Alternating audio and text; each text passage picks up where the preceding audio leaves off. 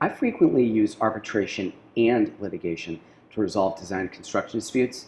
And while I think that there's a time for each, I do think arbitration has a lot of advantages that can't be ignored. Both arbitration and litigation are forms of binding dispute resolution, which means that at the end of the process, someone is going to hand down a binding decision that the parties will have to live with as the final word on their dispute.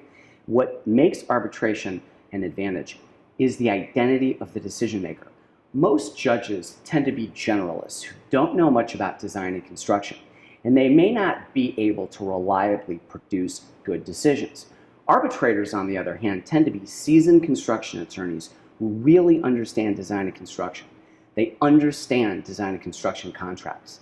They understand the complexity of construction cost scheduling, the nuance of critical path scheduling. They understand the unique legal doctrines that arise only in design and construction. Now, arbitration is no panacea and it has its share of problems. But in my opinion, arbitration is a way to more reliably, with less expense, and more quickly arrive at a good decision. In part, this is because it is a streamlined and informal process where you're not bound by the rules of evidence and civil procedure that is typical in litigation.